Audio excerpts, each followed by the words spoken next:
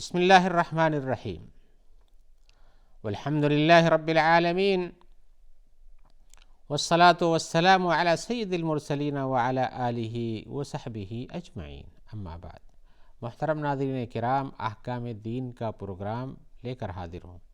جس میں آپ کے سوالوں کے جواب ہم کتاب اللہ کی آیتوں سے اور اسی طرح سے رسول اللہ صلی اللہ علیہ وسلم کی حدیثوں سے دیتے ہیں، اور پوری کوشش کرتے ہیں کہ وہ حدیثیں جو ہم پیش کرتے ہیں وہ حدیثیں صحیح ہوں۔ ضعیف اور موضوع روایات کا تذکرہ ہم نہیں کرنا چاہتے۔ تو آئیے آپ کے سوالوں کی طرف آتے ہیں، لیکن قبل اس کے کہ ہم شروع کریں، آپ کو یاد دہانی کرانا چاہتے ہیں کہ ہمیں آپ کے خطوط کا ای میل وغیرہ پر انتظار رہتا ہے۔ تو آئیے آج کا سوال پیش کرتے ہیں۔ وہ سوال یہ پوچھ رہے ہیں ہمارے بھائی کہ کیا رسول اللہ صلی اللہ علیہ وسلم کی کچھ باقیات صالحات یعنی آپ کے آثار دنیا میں پائے جاتے ہیں، اور اسی طرح سے کیا آپ کے استعمال شدہ چیزیں کچھ دنیا میں موجود ہیں؟ ایک سوال یہ ہوا ان کے وجود کے بارے میں۔ دوسرا سوال کرتے ہیں کہ اگر وہ مل جاتی ہیں، کہیں پتہ چلتا ہے، تو کیا ان سے تبرک حاصل کرنا یہ درست ہے یا نہیں ہے؟ ساتھ میں ایک تیسرا سوال بھی ان کا ہے کہ کیا رسول اللہ صلی اللہ علیہ وسلم کی قبر شریف کے آس پاس سے کہیں سے کوئی مٹی مل جائے تو اسے لایا جا سکتا ہے، اس سے بھی تبرک لیا جا سکتا ہے کہ نہیں؟ بھائی، سب سے پہلے سوال کا جواب یہ ہے کہ تبرک آثار رسول کے بارے میں، خاص طور سے رسول اللہ صلی اللہ علیہ وسلم کے بالوں کے بارے میں، جس کو دنیا میں کئی جگہ لوگ کہتے ہیں، اور کچھ کا تذکرہ تو کچھ دنوں سے ہے، صدیوں، ایک آدھ دو صدی سے ہے، اس کے پہلے ہو، اور کچھ کا تذکرہ تو اسی پچھلے صدی کے اندر بھی ظاہر ہوا ہے، اور اس سلسلے میں لوگ ہمارے پاس آئے بھی تھے کہ اس سلسلے میں کیا ہے۔ تو ہم نے جو تحقیق کی اسے پتہ چلا کہ رسول اللہ صلی اللہ علیہ وسلم کے بالوں کے بارے میں کئی جگہوں پر لوگوں نے کہا ہے، لیکن اس کا سلسلے سند یہ ہے کہ وہ اس کے حاصل کرنے کا کہاں سے ملا، کس نے بتایا کہ رسول، کیا اس کی جیسے حدیثوں کی سند ہوتی ہے ایسی سند ہے، اس پر کوئی ثبوت کسی بابا و اجداد سے پایا جاتا تو نہیں، بس وہ کہتے ہیں فلاں قبیلے میں تھا، انہوں نے کہا ہے کہ رسول اللہ صلی اللہ علیہ وسلم کے آثار تھے ہمارے پاس جو رکھے ہوئے تھے، اور میں اس کو فلاں جگہ دے رہا ہوں، اور وہ لوگ لے جا کر کے وہاں پر باقاعدہ اس کی خاص جگہ بنا کر کے پھر لوگوں کی زیارت کے لیے کھولتے ہیں۔ ابھی کہاں کہاں، یہ تو آپ سوچیں کہاں کہاں ہے، لیکن ہے بھی کچھ ہندوستان میں بھی 2-3 جگہوں پہ بیان کیا جاتا ہے، مصر میں بیان کیا جاتا ہے، یمن میں بیان کیا جاتا تھا۔ تو حقیقت یہ ہے کہ ان کے لیے کوئی صحیح ڈھنگ کا ثبوت نہیں ملتا ہے، اور پھر کہی ہوئی باتوں پر اعتبار کر کے کسی بھی چیز کو مان لینا یہ ضروری نہیں ہے، اور بلکہ یہ کہا جائے گا کہ ایسے کچھ لوگ مدعی ہوتے ہیں، کیا ان کا کوئی دھندا اور ان کی تجارت ہوتی ہے وہی جانے لے، اس لیے کہ ان کے پاس کوئی دلیل نہیں تھی سوائے اس کے کہ ہمارے دادا نے اس کو فلاں سے کیا، اور اس نے فلاں کے دادا سے اور فلاں قبیلے سے فلاں جگہ سے حاصل کیا تھا، اور اس طرح چیز پہنچ گئی ہے۔ لہذا اس بیس پر اس کو آثار رسول میں شامل کرنا کوئی صحیح نہیں، بلکہ بہت سی جگہوں پر جہاں جہاں آثار رسول کے باقاعدہ ویڈیو دکھائے جاتے ہیں، اور اسی طرح سے ان پر دعویٰ کیا جاتا ہے کہ آثار رسول میں سے فلاں چیز اور فلاں چیز ہے، اور آج ہی نہیں بہت پرانی چیزوں کا بھی تذکرہ ملتا ہے، لیکن اس پر جب دلیل آپ مانگیں گے، جس کو ہم صحیح سندوں کے حساب سے، صحیح روایتوں کے حساب سے، صحیح بیان کے حساب سے، تاریخی کتابوں میں تذکروں کے حساب سے ڈھونڈیں تو وہ چیز نہیں مل پاتی ہے۔ بس جس نے دعویٰ کیا ہے وہ کہتا ہے کہ یہ صحیح اور ہم نے بچا کے رکھا ہے۔ کہیں دعویٰ یہ 14ویں صدی کا ہے، کہیں 13ویں صدی، کہیں 12ویں کا ہے، کہیں 10ویں کا ہے، یا اس کے پہلے کچھ ہے، لیکن شروع سے حدیث کی کتابوں سے یا تاریخی کتابوں سے اس قسم کے تذکرے حاصل نہیں ہوتے جہاں پر باقاعدہ سند کے ساتھ حاصل ہو کہ ہاں واقعی یہ دعوے کے حساب سے یہ چیز صحیح ہے۔ لہذا اب اس کے بعد یہ بات آتی ہے کہ کیا اس سے تبرک حاصل کرنا صحیح ہے؟ اگر صحیح ثابت ہو جائے تو بلا شبہ رسول کے آثار سے تبرک حاصل کیا جا سکتا ہے، لیکن جب صحیح ثابت ہی نہیں ہو پاتا ہے صحیح، تو تبرک کے لیے کیسے کسی کو کوئی فتویٰ دے سکتا ہے کہ کسی کے دعوے پر اس سے تبرک حاصل کرنا صحیح ہے؟ رہ گئی تیسری بات کہ رسول اللہ صلی اللہ علیہ وسلم کی قبر کے آس پاس کی مٹی سے تبرک حاصل کیا جا سکتا ہے، یا یوں کہ رسول اللہ صلی اللہ علیہ وسلم کی قبر شریف سے ہی میں جو مٹی ہے اس میں سے تبرک حاصل کیا جا سکتا ہے کہ نہیں؟ تو اولاً تو کہ مٹی سے کوئی تبرک حاصل نہیں کیا جاتا، ثانیاً یہ ہے کہ اگر یہ ہوگا کہ لوگ رسول کی قبر کی مٹی ڈھونا شروع کر دیں تو دنیا میں کہتے ہیں لوگوں کو تقسیم کیا جائے گا تو رسول کی قبر ہی خالی ہو جائے گی، لہذا وہ بھی منع ہونا چاہیے، وہ بھی منع ہونا چاہیے، وہ بھی نہیں کہ ہاں وہاں پر مٹی متبرک ہو گئی ہے، لہذا یہ سب چیزیں مناسب نہیں ہیں۔ ہاں رسول اللہ صلی اللہ علیہ وسلم زندہ تھے تب لوگ ان کو چھو کر کے ان کے ہاتھوں کا بوسہ دے کر کے یا آپ کی چادر سے یا آپ کے اور بھی چیزوں سے تبرک حاصل کرتے تھے، اور یہ چیز حاصل تھی، لیکن رسول اللہ صلی اللہ علیہ وسلم کی وفات کے بعد وہ چیزیں صحیح سندوں اور روایتوں کے ساتھ نہیں موجود ہیں جس کو آپ کے آثار میں شمار کیا جائے، تو پھر ان کے بارے میں حکم لگانا بھی آسان ہے، لیکن اگر صحیح کوئی چیز صحیح ثابت ہو جاتی ہے تو ٹھیک ہے، فبہا و نعمت، اچھی بات ہے۔ آئیے ہم ایک سوال کی طرف آتے ہیں۔ سوال میں پوچھ رہے ہیں کہ بلکہ ایک ہمارے خاتون کا سوال ہے، وہ کہتی ہیں کہ کیا آج کل کے زمانے میں حیض اور نفاس اور جنابت وغیرہ سے غسل کرنے کے جو اصول و ضابطے ہیں ان میں کیا ہم جیسے حدیثوں کے بارے میں بتا رہے ہیں ان میں ہم مثال کے طور جیسے آدمی پائپ سے غسل کرتا پانی اوپر سے ڈال دیتا ہے، یا ایک ہی اسی طرح سے اور بھی وسائل ہوتے ہیں، یا اسی طرح سے استعمال کے صفائی کے بھی اور بھی طریقے آ گئے ہیں، صابن وغیرہ کا استعمال وغیرہ وغیرہ ہے، تو کیا آج کے زمانے میں جو ہم حدیثوں میں پڑھتے ہیں اس حساب سے تطبیق نہیں ہو پاتی ہے، تو کیا ہمیں اس طرح کے استعمال کرنے کی ضرورت ہے، کیا کر سکتے ہیں؟ جواب ہم کہیں گے بلا شبہ حدیث میں جس طرح سے غسل جنابت ہے یا غسل حیض ہے یا غسل نفاس ہے، ان سب چیزوں میں ابتدائی طور پر یہ ذکر کیا جاتا ہے کہ آدمی کو پہلے اپنے ہاتھ کی صفائی کرنی چاہیے، پھر اس کے بعد جہاں گندگی لگی ہوتی ہے اس جگہ کی صفائی کرنی چاہیے، پھر اس کے بعد جیسے وضو نماز کے لیے کیا جاتا ہے اس طرح سے وضو کرنا چاہیے۔ فقہا نے اپنی کتاب میں لکھا اور حدیث میں بھی آیا ہوا ہے کہ اگر کوئی آدمی کسی جگہ نہاتا ہے جہاں پر پانی اس کے پیروں کو گندا نہیں کرتا تو وضو کرنے کے وقت میں آخر میں اپنے پیروں کو دھل سکتا ہے نہانے کے بعد میں۔ لیکن آج کے زمانے میں جیسے پانی ٹوٹی سے استعمال ہو یا اوپر سے شاور سے آتا ہو تو انسان جو وضو کا طریقہ اگر نہیں اختیار کرتا ہے، حالانکہ کرنا چاہیے اس کو، شروع میں جس طریقے سے حدیث میں بتایا گیا کہ آپ اس طرح سے وضو کریں، سب صفائی کر لیں، آپ بیٹھ کے صفائی کر لیں، اس کے بعد پانی ڈال کر کے اور اس کے بعد وضو کریں، اس میں کوئی ممانعت ہے، وضو کر سکتے ہیں، پانی گرتا ہے وہاں بھی استعمال ہو سکتا ہے، لیکن اس کے بعد آپ جو ہے نہائیں، اس میں یہ دائیں طرف کو پہلے پانی ڈالتے تھے رسول، پھر بائیں طرف کو ڈالتے تھے، پھر سر پہ ڈالتے تھے، جیسے پورے جسم کو بھگاتے تھے۔ اگر یہ نہیں آپ کے اوپر سے پانی گر رہا ہے تو آپ دائیں کا استعمال اگر کر سکتے ہیں، یعنی عملی طور پر دائیں حصے کو پانی پر پیش کریں پھر بائیں کو پیش کریں، چلے گا، نہیں تو اگر اوپر سر سے گرتا ہے پورے جسم پہ جاتا ہے تو کوئی حرج نہیں۔ جیسے آدمی کسی تالاب میں نہاتا ہو تو اس میں ظاہر بات ہے دائیں بائیں کا مسئلہ جب تالاب میں گھس جاتا ہے تو وہاں نہا لیتا، پورا جسم بھیگتا ہے، اس لیے اس میں کوئی ممانعت نہیں ہے۔ لہذا یہ بات ہے کہ اپنی جگہ پر جیسے اصول بتایا گیا ہے اسے کرنا چاہیے، اور کوشش کرنا چاہیے کہ پانی جو ہے پہلے سر پہ 3 بار یعنی ایک ڈالنے کا حکم ہے، جسے برتن سے ڈالتے تھے تو آپ ڈالیں اور اپنے سر کو مل کے صاف بھگا دیں تو تقریباً 3 بار برابر پانی گرتا رہتا ہے، اس میں شمار ہو سکتا ہے۔ پھر دائیں طرف ڈالنا اور پھر بائیں طرف ڈالنا، پھر پورا غسل کرنا اگر نہیں ہو پاتا ایسا ڈائریکٹ ہی پانی آتا تو بھی کچھ حرج نہیں ہے، لیکن سنت کے طریقے کو استعمال کرتے جس میں نے کہا کہ پانی پر پہلے دائیں حصے کو پیش کریں پھر بائیں حصے کو پیش کریں، اس طرح سے تو آپ پیش کریں گے، یعنی پانی گرنے کا سلسلہ پہلے یہاں سے شروع کرائیں تو زیادہ آپ کی سنت کے اتباع کی کوشش میں یہ آپ کے ثواب کا کام ہوگا۔ اب رہ گیا پانی اگر ڈال لیتے ہیں پورے بدن پہ گرتا ہے، اکٹھا ہی گرتا اور صفائی ہو جاتی ہے تو ایک بار کافی ہے، ایسا نہیں کہ روک لیجئے پھر اس کے بعد دوبارہ پانی ڈالیے پھر روک کے پھر سے دوبارہ پانی ڈالیے، ایسا نہیں ہے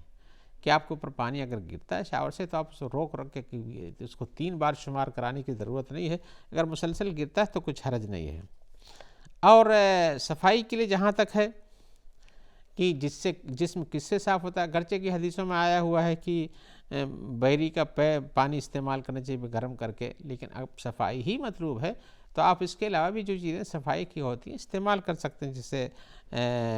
پانی لیں اور اسی طرح سے اس استعمال میں آپ صفائی کے جو طریقے ہوتے ہیں وہ استعمال کیجئے، یعنی صابن لگائیے اور شیمپو لگائیے، جو کرنا آپ کو صفائی کے لیے جو کچھ کر سکتے ہیں کیجئے، اس میں کچھ حرج نہیں ہے، نہ اس کی شریعت میں ممانعت آتی ہے۔ تو غسل کا طریقہ شرعی طور پر جس کو بڑی جنابت سے کہتے ہیں غسل کرنے کا جو سسٹم ہے وہ پہلے گندگی کے جگہ کو دھلنا اور اس کے بعد وضو کرنا نماز کی طرح سے. اس کے بعد پھر سر پہ 3 بار پانی ڈالنا پہنچانا، یا اکٹھا ہی پانی گرتا کچھ حرج نہیں. پھر دائیں طرف دھلنا بائیں طرف دھلنا جسم کو اور نہا لینا. اس طرح سے یہی سی غسل کافی ہو جاتا ہے. آئیے ہم ایک اور سوال کی طرف آتے ہیں. سوال میں پوچھا جا رہا ہے کہ انسان کے جسم سے جو خون نکل جاتا ہے کیا اس سے وضو ٹوٹ جاتا ہے اور کیا وہ نجس ہوتا ہے؟ تو یہ سوال تو بہتوں کے ہاں پایا جاتا ہے، ہم سے بھی کئی بار لوگوں نے پوچھا اس سلسلے میں. اور چونکہ انسان ہے تو اس کے ساتھ یہ مشکل پیش آتی ہے. کبھی وضو کیا ہوا ہے اور کہیں اتفاق سے کٹ گیا، یا اپنے ہی ناخن سے کہیں کھرچ دیا، یا ایک ہی اس کو کہیں پھوڑا پھنسی تھی ہل گیا اور بیگ کٹ گیا یا پٹی کھل گئی خون بہہ گیا، تو اس قسم کے مسائل پیدا ہو جاتے ہیں. لیکن ان مسائل کے بعد کیا ہے، کیا اس سے وضو ٹوٹ جاتا ہے یا وہ خون نجس ہوتا ہے؟ یہ 2 سوال جو آپ نے پوچھا ہے بلا شبہ یہ چیز پیدا ہوتی ہے. تو سب سے پہلے جواب یہ سنیے کہ انسان کا وضو عام حالات میں ٹوٹتا ہے وہ یہ ہے کہ انسان کے پاخانہ یا پیشاب کی جگہ سے کوئی چیز باہر آئے، چاہے ہوا خارج ہو، پیشاب کا پانی گر جائے، یا آدمی اور پیخانے کے لیے اس کی ضرورت ہو، ایسی کچھ صورتحال ہو تو اس سے وضو ٹوٹ جاتا ہے. اور یہ تھوڑا ہو زیادہ ہو اس کا کچھ اثر نہیں ہے، سب میں حکم ایک ہی لگتا ہے. عورتوں کے لیے بھی حیض کا خون آنے سے، نفاس کا خون آنے سے ان کا وضو طہارت ختم ہو جاتی ہے، اور ظاہر بات ہے جب وضو طہارت ہی نہیں تو وضو بھی نہیں رہ جاتا ہے. تو البتہ عام حالات میں جو خون نکلتے ہیں انسان کے جسم سے، پیخانہ پیشاب کی بات نہیں کر رہا، وہاں سے خون نکلے گا تو بھی وضو ٹوٹ جائے گا انسان کا. ایسی صورت میں اگر کسی انسان کے جسم سے کوئی خون نکل جاتا ہے تو اس سے نہ تو وضو ٹوٹتا ہے اور نہ ہی اس سے انسان کے اوپر نجاست آ جاتی ہے. اور یہ خون چاہے زیادہ ہو چاہے کم ہو. اس میں کچھ جگہوں پر خون کی تفصیل بھی لوگ بیان کرتے ہیں. وہ یہ کرتے ہیں کہ اگر کسی جگہ سے خون نکلے اور اپنی جگہ پہ جمع رہ جائے اور بہے نہیں تو نقض وضو نہیں ہوتا ہے، اور اگر بہہ جائے تو وضو ٹوٹ جاتا ہے. لیکن حدیثوں میں اس کی کوئی ایسی تفصیل نہیں موجود ہے کہ خون بہہ جاتا ہے تو وضو ٹوٹتا ہے اور نہیں بہتا تو وضو نہیں ٹوٹتا ہے. تو لہذا انسان عام حالات میں طہارت پہ ہوتا ہے. طہارت اس نے حاصل کیا ہے، خون بہہ گیا ہے تو ایسا کچھ نہیں. حدیثوں میں اگر آپ مراجعہ کر کے دیکھیں گے تو بعض صحابہ کرام ایسے بھی ہیں جو حالت نماز میں نماز پڑھتے ہیں، ان کے اوپر تیر کسی دشمن کی طرف سے تیر آ جاتا ہے اور لگ جاتی ہے اور خون بہہ جاتا ہے، بہتا رہتا ہے، نماز پڑھتے رہتے ہیں. اگر وہ خون بہنے سے وضو ٹوٹ جاتا تو نماز بھی صحیح نہیں تھی. رسول اللہ صلی اللہ علیہ وسلم کے زمانے کا واقعہ ہے کہ آپ کہیں تھے اور آپ نے کہا کہ آج ہماری کون نگرانی کرے گا، پہاڑ کے اس درے کی طرف سے کوئی دشمن آ سکتا ہے. تو ایک صحابی نے کہا میں کروں گا، اور اس کے بعد انہوں نے نماز پڑھنی شروع کر دی. لوگ سو گئے لیکن ان کو کوئی آیا اور دور سے تیر مارتا رہا، لیکن وہ تیر سہتے رہے. نماز میں جو مشغولیت تھی اس انہماک میں انہوں نے سوچا کہ ہم رکعت پوری کر لیں گے تبھی چھوڑیں گے. لیکن رکعت پوری کیا انہوں نے، بعد میں رسول اللہ صلی اللہ علیہ وسلم سے بیان بھی کیا تو کہا کہ اس پہ کچھ نہیں آپ نے نقیر کیا کہ تمہاری نماز تو ختم ہو گئی، تمہیں ایسا نہیں کرنا چاہیے تھا، لیکن آپ نے کچھ ٹوکا نہیں. اور ایسے اور بھی لوگوں سے ایسے واقعات موجود ہیں. لہذا انسان کا وضو خون بہہ جانے سے یا نکل جانے سے نہیں ٹوٹتا ہے، اور چاہے وہ بہہ جائے اور چاہے نہ بہے. اور اسی طرح سے نجاست کی بات جہاں تک ہے تو کچھ علماء نے کہا کہ ہاں وہ نجس ہوتا ہے. اگر زیادہ ہو جائے تو اس کو کپڑے سے دھل دینا چاہیے، اور اگر تھوڑا ہے تو اس میں مسموع ہے، اس سے کوئی فرق نہیں پڑتا. اسے لوگوں کو تو پھوڑے پھنسی پر کہیں بھی کھرچ دینے سے خون نکل کے کپڑے پہ لگ جاتا ہے، لہذا اتنے کے لیے ممانعت شریعت میں نہیں ہے. آئیے ہم ایک نئے سوال کی طرف آتے ہیں جو کبھی کبھی پیش آتا ہے لوگوں کو، ہر دم کی بات نہیں ہے، عام زندگی میں. وہ پوچھ رہے ہیں ہمارے بھائی کہ بشارت دینا درست اور حلال ہے، اور اسی طرح سے بشارت پر کسی کو انعام دینا یہ کیسا ہے؟ بشارت آپ جانتے ہیں خوشخبری جو دی جاتی ہے لوگوں کو. تو پوچھ رہے ہیں کہ جب کسی کو کسی کے بچے کے پیدائش کی خوشخبری دی جائے، یا ایک ہی اس کا بیٹا یا بیٹی یا رشتہ دار کوئی پاس ہو گیا اپنے امتحان میں یا اپنے ٹیسٹ میں کسی بھی چیز کے، اس کی خوشخبری دی جائے، یا اسی طرح سے کوئی آدمی غائب تھا، اس کا کوئی رشتہ دار غائب تھا، غائب ہونے کے بعد اس کی خبر کہ نہیں وہ مل گیا ہے، تو یہ تو بشارت دینا ہے، درست ہے، اس میں کچھ حرج نہیں ہے. ایسا صحابہ کرام کے زمانے میں بھی ہوا ہے کہ کسی کی توبہ قبولیت بشارت دیجیے، اس کا میں تذکرہ بھی کروں گا. دوسرا سوال جو ان کا یہ تھا کہ اگر بشارت دینے پر ہم اپنی طرف سے، اپنی جیب سے یا اپنے کسی مال سے اس کو کچھ عطا کر دیں تو کیا یہ دینا درست ہے، اس کے لیے حلال ہے یا نہیں حلال ہے؟ تو جواب یہ بشارت دینا تو اچھی چیز ہے جیسے میں نے بتایا. اور ان میں سے جو واقعہ ہے کعب بن مالک یا وہ صحابہ کرام جو تھے جو کہ غزوہ تبوک میں شریک نہیں ہو سکے تھے اور وہ پیچھے رہ گئے تھے، تو رسول اللہ صلی اللہ علیہ وسلم جب مدینہ تشریف لائے تو آپ نے جو لوگ پیچھے رہ گئے تھے ان لوگوں نے آ کے اپنی معذرت بیان کی. لیکن 3 ایسے لوگ تھے جنہوں نے سچ بتایا. کچھ لوگوں نے جو منافقین تھے یا کچھ کہ ہم تو بہت بیمار تھے، ہم بہت کمزور تھے، ہماری فیملی کا ایسا معاملہ تھا، ایسے ادھر معذرت کرتے رہے. لیکن 3 صحابہ کرام ایسے جنہوں نے اپنے باقاعدہ سچائی کا راستہ اختیار کیا اور کہا کہ ایسے ہم سے سستی ہو گئی، ہم نہیں جا سکے، آج نکل جائیں گے، کل نکل جائیں گے، پرسوں نکل جائیں گے، جبکہ ہمارے پاس اسباب تھے، نکلنا چاہیے تھا. اصل میں وہ غزوہ بھی بہت ہی مشکل وقت میں تھا، سخت گرمی کا زمانہ. حجاز میں آپ جانتے ہیں اس وقت کیا آج کل کی طرح اے سی میں اے سی تھی نہیں، بڑے مشکل دور تھے. تو اس سلسلے میں انہوں نے اپنی معذرت پیش کی اور اس معذرت کے بعد ان کی معذرتیں قبول بھی ہو گئی. لیکن جنہوں نے سچ کہا تو رسول اللہ صلی اللہ علیہ وسلم ان کا بائیکاٹ کیا اور وہ ان کے ساتھ بات چیت بند کر دیا. لیکن جب اللہ تعالیٰ نے ان کی توبہ قبول کی، وعلی الثلاثۃ الذین خلفوا کی آیت میں جو ہے کہ وہ 3 جو پیچھے رہ گئے تھے، تو ایک صحابی نے دوڑ کر کے بشارت دینے چاہیے اور ایک نے دور سے پہاڑ پہ چڑھ کے کہا کہ کعب تمہاری توبہ قبول ہو گئی ہے. تو انہوں نے آواز سنی اور اس کے بعد جو پہنچا تو اس کو بھی دیا. اور اس کو یہ تو ایسی صورت میں بشارت پر کسی کو کچھ دینا بھی مناسب عمل ہے، کوئی مشکل نہیں ہے، اچھی بات ہے. اور اس طرح سے جیسے انہوں نے 2 کپڑے دیے تو کچھ حرج نہیں، دینا چاہیے تھا. تو رسول اللہ صلی اللہ علیہ وسلم نے بشارت دیا کہ آپ کو کہ آج تمہارے لیے بہت بہتر دن ہے، یہ کرنے میں کچھ حرج نہیں ہے. لہذا بشارت پر کسی کو آپ خوشی میں کچھ دے دیں، جو آپ کو بشارت خوشخبری دیتا ہے، کچھ حرج کی بات ہے، اس کا لینا بھی درست ہے، اس کا استعمال کرنا بھی درست ہے. آئیے اسی جواب کے ساتھ ہم آپ سے رخصت ہوتے ہوئے یہ امید کرتے ہیں کہ انشاءاللہ آپ کے خطوط اور رسائل اور ای میل وغیرہ پہنچتے رہیں گے. اور جب تک کے لیے ہم دعا گو ہیں کہ اللہ تعالیٰ آپ کو خیر سے رکھے اور ان بھائیوں کو بھی خیر سے رکھے جو آپ تک اس پروگرام کے پہنچانے میں تعاون دیتے ہیں. آپ بھی دعا کریں. السلام علیکم ورحمۃ اللہ وبرکاتہ.